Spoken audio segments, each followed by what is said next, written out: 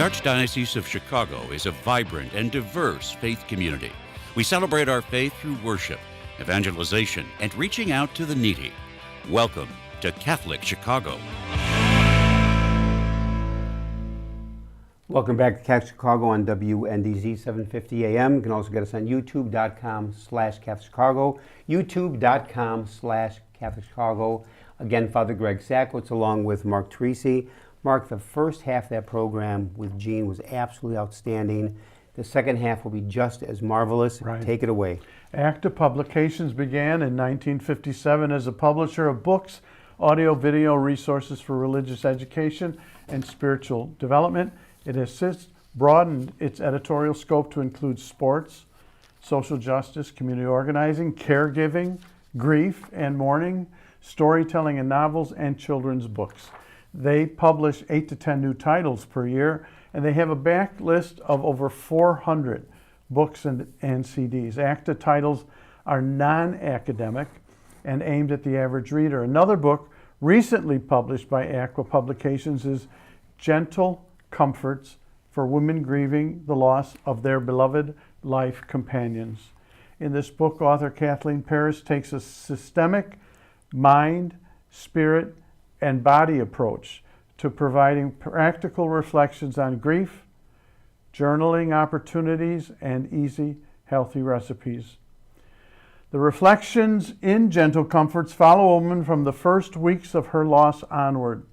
The topics are tailored to what she might need along her grief journey. For example, dealing with the barrage of mail and eating nourishing meals and hydration are essential issues in those first weeks. Clarifying bedrock values or reaching out to other grievers can come later. Joining us for this segment of Catholic Chicago is author Kathleen Paris. Kathleen, welcome to Catholic Chicago. Thank you. Thank you, Mark. Mm-hmm. Good morning, Father. Good morning, Kathleen. Very much great to have you. Where are you calling from? Madison, Wisconsin. No, wait, time out. Oh, here we go. You got him going now. Okay, already. the key question, Kathleen, are you a Green Bay Packer fan? You know, I hate to say this, but I'm totally agnostic where it comes to sports. I don't even know who's playing. Oh, That's okay. the safe That's answer. good. That's the safe That's answer. a good. very good answer. This program will continue. Okay, I have to tell you though, my husband who passed away was a Bears fan, and he grew up in Our Lady of Grace Parish. Oh, sure. In Chicago, so I feel right at home this morning. Oh yeah, I mean this is Chicago. This is bear country, but everybody I talk to from Wisconsin, I don't care what part of Wisconsin, they're all Packer fans. I think it's in their DNA. Mm-hmm. It's in their DNA. You cross that border. Yeah, you cross that. They're born that way, but Yeah, so, it's a unique kind of subculture. It is. or main culture, as the case I think may it's be. a main But, subculture. Like I but, say, I never know who's even playing. But so. but everyone's ever I've asked that question. No one's ever said I'm an agnostic, and that was a great response. Well, first of all, you know the very title of your book, Gentle Comforts for Women Grieving the Loss of Their Beloved Life Companion, which I think is very fascinating. First of all, we can all relate to grief, and one of the best definitions I ever heard of grief. Grieving is a process. Recovery is a decision. Grieving is a process. Recovery is a decision. But grieving, we must. And so maybe take us through your story a little bit with what happened with the death of your husband. When did he pass away, by the way, Kathleen? 2018. So it'll be 6 years 6 ago. years next month. Wow. And what did he battle? He had lung cancer. Wow. But he was, I often think, I hope I will, when my time comes, I can leave this earth as gracefully and with as much joy as he did. He actually said, I'm lucky. I know when I'm going to die, and I am not worried about a thing. Wow. And he was just radiant. So I just hope that I have a similar experience. When he passed away, Kathleen, how old was he? He was only 66. Wow. And he Yeah. died that And- gracefully. Yes. Yes. Yeah.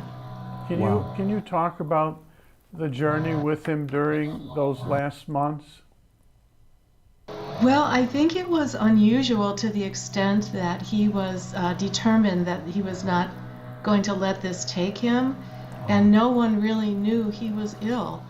We went to Florida 2 months before he died, and none of his relatives, his cousins, knew that he was even sick.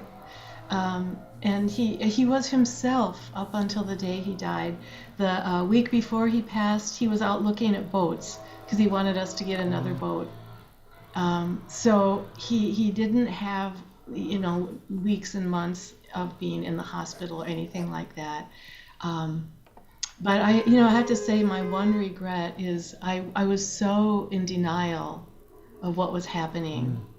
I just couldn't accept that he was going to die, and I didn't really accept it until he did die. And that I kind of regret because we probably should have talked more about it, but he really didn't want to, so I didn't push it. But I think we both were in pretty deep denial that this was going to take him sooner rather than later. But the denial caused you to enjoy every day of your lives together, though, too. That we did. That we did. And That we did. I'm curious, how did you meet? Well, it's kind of an interesting story. We met actually 50 years ago when we were counselors at a boys' camp in northern Wisconsin, but we were both engaged to other people, so we went on with our lives. And actually, it was very sad. He lost his first wife also to cancer and had 4 children. And I was in a very difficult divorce situation. And we met up at a wedding from some camp people, and the rest is history. Wow. We had 25 years of marriage together. Beautiful. That is Yeah, beautiful. so But you originally met years ago as camp counselors. In what part of northern Wisconsin? that was up in Minocqua, Wisconsin. Oh my gosh. That's God's plan, not ours, Yeah. huh? That's amazing. Yeah. Yeah, Beautiful. and he had been at this camp ever since he was a little boy. Every summer, his parents would send him to this camp, and then he ended up working there as a counselor, and I was a teacher there. So, it was just fate that we ended up re-meeting each other and marrying, and we blended our families. I had a little girl who was 6 years old, and Matt had 4 children, 9 to 18, Wow. and we blended. You blended the Beautiful. family. I have to read the statement from Kathleen. We tend to think of grief as an emotional state, but grief affects our entire bodies, our entire selves, head to toe. Fascinating so true. line. Say something more about that, Kathleen. Well, there were many things that surprised me about the grief journey, but one of the biggest ones was, I guess before I was in it, I thought it was mainly emotional. What I realized was grief is a very physical encounter. People have headaches, stomach aches, weakness, dizziness. Heart problems are very common for people in grief. So that was a surprise to me that grief is a physical experience. At the same time, the average number of days people get off for spousal bereavement is about 3 days nationally. And I know there's variation, but people are expected to come back to work in a very short time, barely time to get a funeral or a memorial together. And at the same time, their bodies are totally in disarray, so to speak, with a lot of physical manifestations, not to mention the insomnia that most people experience when they're grieving. But and a lot of pressure. People tell me all the time they're getting pressure 4 months out to get over it and get on with life. Wow. That is totally unrealistic in physical or emotional terms. Yeah. And what I find is that you talk about how it affects you in so many different ways. But here's a beautiful line. Things we take in quietly come out in noisy ways. Things we take in quietly come out in noisy ways. What do I mean? You lose a loved one and someone starts gaining weight, losing weight, becoming angry, bitter, can't function at school, grades start going down, drinking more drugs. So we think we're taking something in quietly, but the great line is, things you take in quietly come out in noisy ways. It's like taking a balloon. You keep putting the air in, pumping air, pumping air, pumping air. It gets bigger, bigger, and it bursts. And so many people, when I ask them, how you doing? Oh, I'm doing fine. But all of a sudden, they've gained 30 pounds. They've lost 30 pounds. They're drinking more. They're like rage, or like road rage. And so all of a sudden, they're taking this stuff in. And I think that's where you talk about how grief affects us physically, not just emotionally, but someone says, I can't sleep. I can't concentrate. I can't function at work. So, Kathleen, in your book, Gentle Comforts, tying in with what Father Greg said, is for one grieving the loss of a beloved life companion. I don't think I've ever seen a book on grief that says encouragement, journaling, and recipes. Yes, I think that the recipes are probably the unique aspect of the book. And where that comes from is I just what Father Greg just said. I lost 25 pounds because I just could not think about eating. And I realized that I wasn't feeling good. I didn't look good. And I was just kind of reading up on nutrition, and that it's a universal problem for people in grief, is getting good nutrition. And what happens is people eat pizza and sandwiches and fast food and prepared foods, all of which are full of salt and bad fats and mysterious chemicals. We don't even know what's in some of that stuff, you know. And what happens is cardiovascular problems inevitably will come forward if you keep that kind of a easy, whatever I can find kind of diet. So it was during COVID, and I decided, okay, I'm going to cook healthy for myself. Some of the things that maybe Matt didn't care for, I'm going to start cooking those. So luckily I had friends who let me try out recipes on them. And I took recipes that were very plant-forward, healthy oils, fresh food. No, not one canned soup recipe was allowed in the recipes in the books. And all the recipes make just enough for one person for one meal, and then maybe a leftover for the next day. But and the thing that is scientifically shown is that nutrition affects mental health to a huge extent. So I see healthy eating, to the extent that you can make the effort to do it or have other people help you do it, that's a huge part of healing and moving through grief. I'll tell you something, if I were to write a cookbook, Kathleen, you'd lose 25 pounds. It'd have nothing to do with grief. And it would be called grazing, floor to floor to floor, looking for snacks. That'd be that is so funny. Well, can I ask one question? I'm going to have to leave at break, but I think something important here. What should we not say to a grieving person? Okay. I think that the first thing is to think about this. Nothing you can say is going to make the grieving person feel better. Yeah. Nothing. But you can make them feel worse by saying dumb things. Yeah. Like, so you've just lost your heart, and people say they're in a better place. You don't care that they're in a better place. You want them here with you. So things like that, you'll find love again. Don't worry. You know, those kinds of things are not helpful. A simple, I'm sorry, so sorry. I like to share a memory, and most people appreciate that. Like, I remember when we went to the symphony, we went to Ravinia together and had such a wonderful time. Or I just remember how much they like to golf or cook or whatever. So a memory is shared. And I always ask people, do you want to talk about him or her or whoever you've lost? Because I think most people think, oh, I don't want to remind them. Well, they're not forgetting, believe me. Right. It's the only thing that's in the front of their mind. So most people do want to talk about the person they've lost, because their main fear often is that their loved one is going to be forgotten. Yeah. Not that we shouldn't talk about them, but please remember this person. I remember just bringing together a couple of things we've already talked about that the thing that you take in comes out loudly. It can come out weirdly too.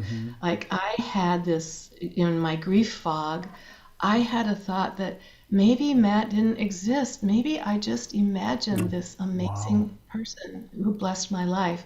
And my granddaughter was sitting there. I said this out loud, and I still remember the look on her face of just being, oh my goodness, Grandma, no, he was real. And so that, I guess that's an example of crazy things that you think or say when you're in grief. And really just showing up, being there for the person, a hug, a touch, a hand on the elbow, that's more powerful than saying things that make you feel better. And see, along those lines, Kathleen, you are so on target. Before we go to break, and that is, I found many people refuse to go to a wake because they say, well, what do I say? I mean, I don't know what to say. I just say, I'm sorry. Give a big hug. Because as you mentioned, Kathleen, no words you're going to say are going to change anything. Interesting about my own life. God bless my mother, who died 4 years ago, and she was 97 years old. So I was very lucky and blessed to have my mother. I was 66 at the time. Mom was 97. But many people said to me at the wake, well, your mother lived a full life.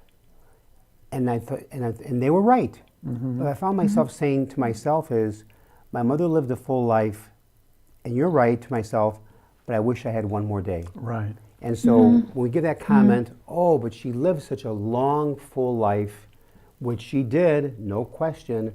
But that moment is almost like, Mom, I wish I had you for one more day. So it's not so much on their part a dumb comment, because I've heard plenty of dumb comments over the years, and they mean well. But when people talk, they're trying to fill in the space to say something, to fill that void. But I simply say, I'm sorry, but I love your thing about Kathleen when you say about share a story.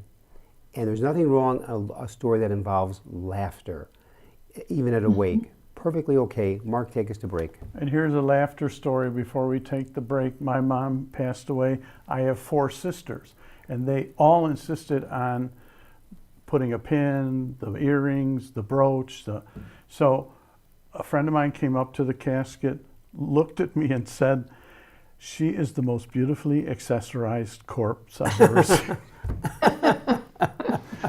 That's what you remember. Anyway, WNDZ 750 AM Catholic Chicago. Go to youtube.com/Catholic Chicago. Kathleen Paris. Gentle comforts for women grieving the loss of a beloved life companion. Encouragement, journaling, and recipes. We'll be back in a minute. Please stay tuned.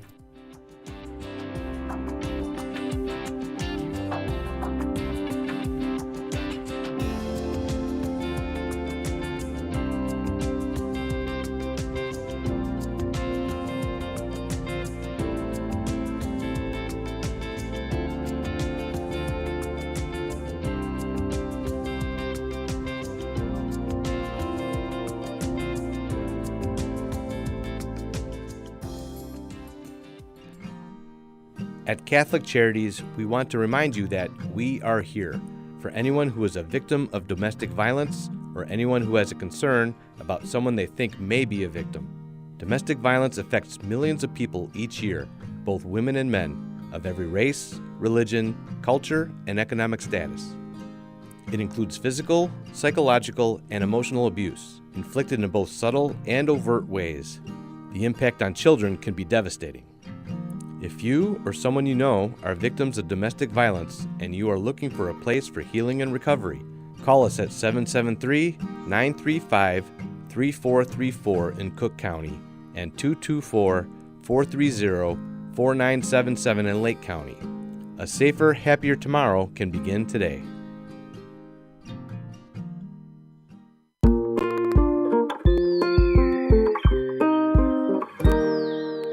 I can't imagine myself going into any other school. Our school fosters growth by being a backbone to our family. My kids are incredibly well-rounded. I see a lot of kindness in them on a daily basis. One of the things I think Catholic schools do well is personalize the learning experience. You can hear joy in the classrooms. I feel that I'm happy that I am in this kind of school. Our school communities provide students with academic excellence and character education in a supportive and stable learning environment. Come see for yourself. Visit artchicago.org/findaschool.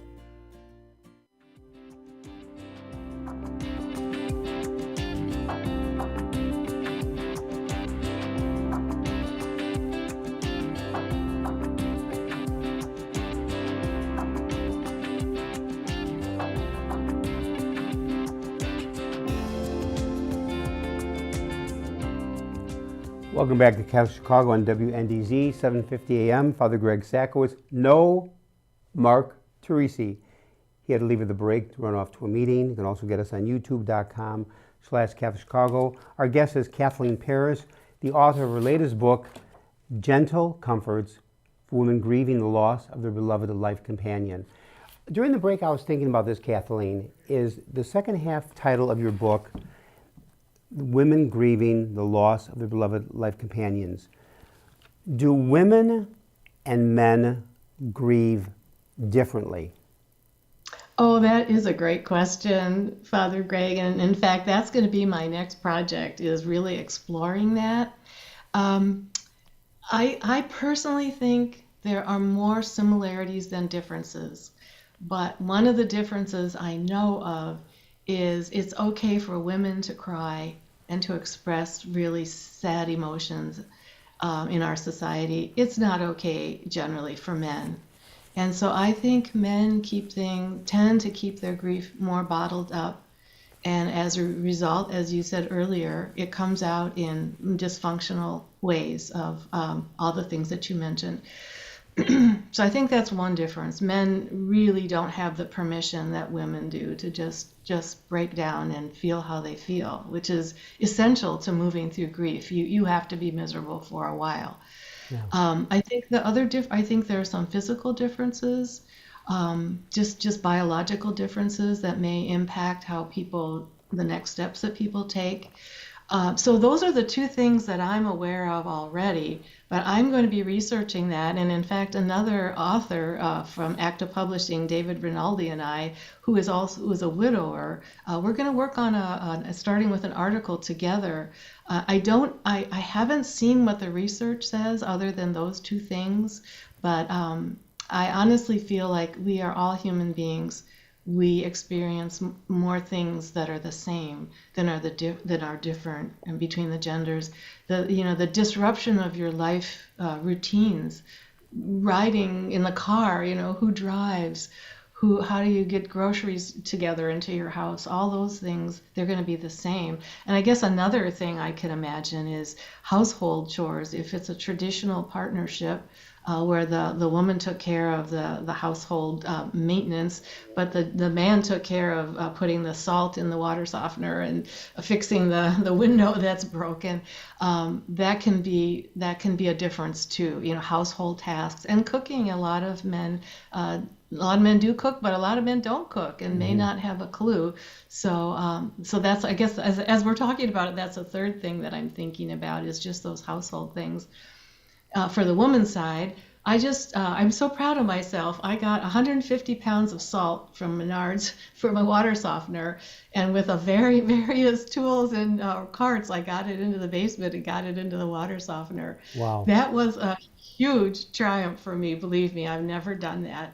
But for men, there'll be different things. Like, what do I do for my breakfast that my dear wife used to make for me? Let me ask you this question too, Kathleen. Upon the death of your husband, did you end up living in the same home, or did you move? I lived in the same home for 3 years, but it was a 4-bedroom colonial. It kept getting bigger and bigger, and it had a huge yard, and it was too much for me, and I was too sad being there. Being in that home, because, for example, when I go back to my mother's home, the home that she died in, I go back, every room, I still see my mother. I see her favorite chair. I see her favorite chair in the living room, her bed, where she loved to cook, by the sink in the area there. So when I even walk in, because my sister now lives there, but I walk in, and sometimes I even say, "Hi, Mom." I just remember saying, "Hi, Mom." I always say, "Hi, Mom, love you." and those memories that connect with my mother here. So for 3 years upon his death, you still lived in that same home. Now that had to be hard because every spot in the home had to remind you of him. Oh yeah. Oh yeah. Well, I wanted to ask you a question. Sure. Is it comforting to you to see those things that bring your mother into your mind? Wow. Sometimes yes, sometimes Yeah. no. Yeah. There are days in which I'll go home, see my sister, and I'll walk in certain spots and be comforted. And other times I walk in and it's profound sorrow. And my mom died 4 years ago. And in some ways I miss my mother more today, when she died back in January of 2020, right before COVID. But I know she is with God. She was a woman of deep faith and the whole promise of eternal life. This is the Easter season right now. But just the human side of me, I was very close to my mother. I miss her. So it's interesting to ask that question because I can walk in sometimes and have those memories and very life-giving. Other times, like a wave of sorrow.